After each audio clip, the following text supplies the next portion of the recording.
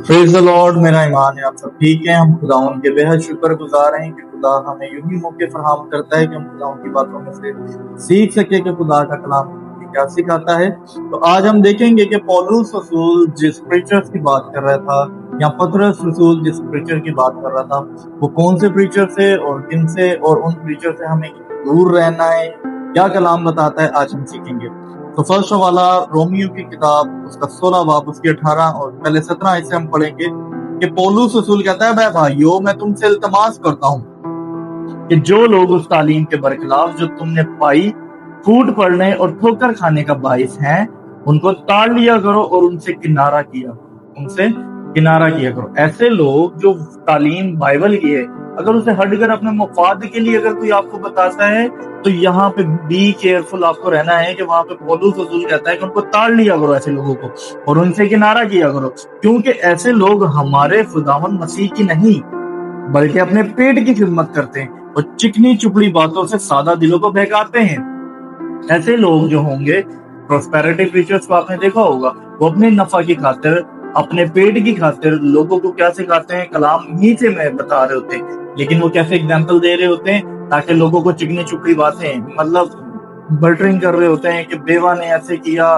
और शनूमी औरत के बारे में बताएंगे, ऐसे ऐसे एग्जाम्पल आपको देंगे, चिकनी चुपड़ी बातें सिखाएंगे जिससे आपको भी ऐसे लगेगा कि खुदा का कलाम ऐसा कहता है। लेकिन पौलुस रसूल कहते हैं कि ऐसे लोगों से किनारा करें ये तो वो चिकनी चुपड़ी बातों से सादा दिल को बहकाएंगे, वो अपने पेट की खिदमत करते, उनका खुदा पेट है। क्योंकि फिलिपियों में ही पौलुस रसूल ये कहते हैं, फिलिपियों 3 बाब की 19 आयत में पौलुस रसूल कहते हैं कि उनका अंजाम हलाकत है, उनका खुदा पेट है, वो अपनी शर्म की बातों पर फख्र करते हैं और दुनिया की चीजों के ख्याल में रहते हैं। दुनिया की चीज यहाँ पे रहते हुए हमें जरूरियात हैं सारी चीजों की, नो डाउट, बट ये कहना कि हमें इन चीजों के चक्कर में हम खुदा के कलाम को ट्विस्ट करें, खुदा के कलाम को अमेजिश करके पेश करें अपने फायदा के लिए, अपने पेट की खातिर, तो यहाँ पे खुदा का बंदा पौलुस रसूल यहाँ पे अलर्ट करता है कि हमें यहाँ से होशियार रहना है, बल्कि हमने वो खुदा का कलाम हमें टीच करता है हमने उसके मुताबिक चलना है, ना कि ऐसे लोगों के बारे में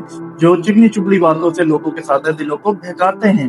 पतरस इनके बारे में कहता है, दूसरा पतरस उसका 5 बाब उसका 2 बाब उसकी 3 आयत में पतरस यूं कहता है, और वो लालच से बातें बनाकर तुमको अपने नफा का सबब ठहराएंगे, और जो कदीम से उनकी सजा का हुक्म हो चुका है उसके आने में कुछ देर नहीं, उनकी खुदा तक फुर्ती नहीं।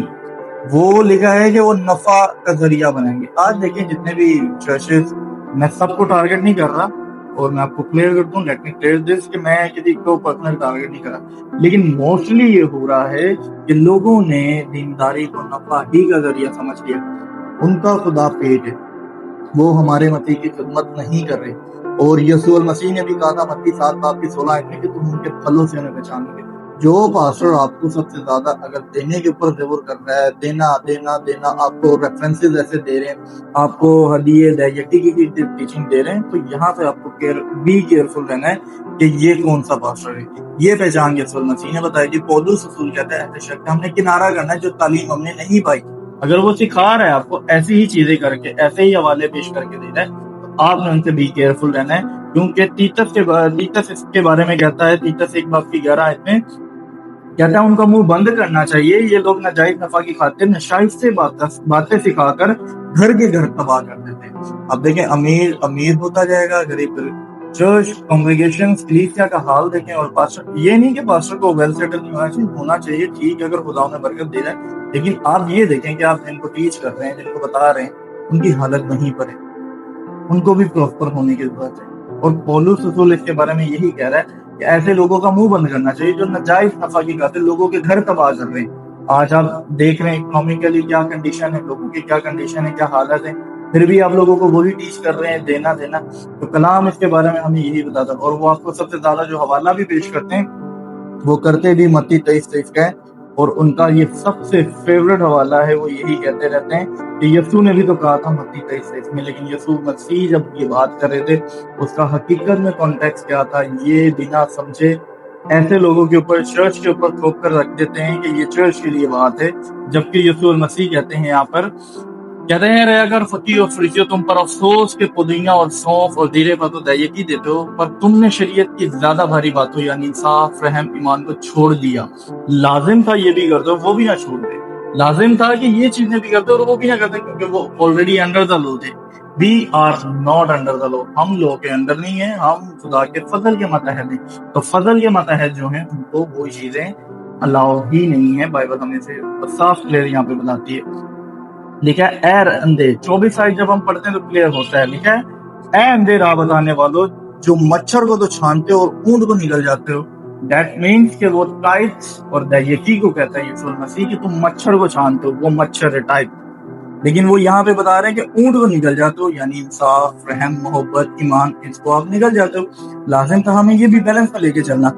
ऐसे लोग, आपने ये नोट करना है कि अगर तो कोई आपको प्रीचिंग ही सिर्फ इसकी दे रहा है देने की, और आपकी स्पिरिचुअल अगर आपकी ग्रो नहीं हो रही वहाँ पे, सिर्फ आपको यही सिखाया जा रहा है, तो यहाँ से आपको किनारा कशी करने की जरूरत है।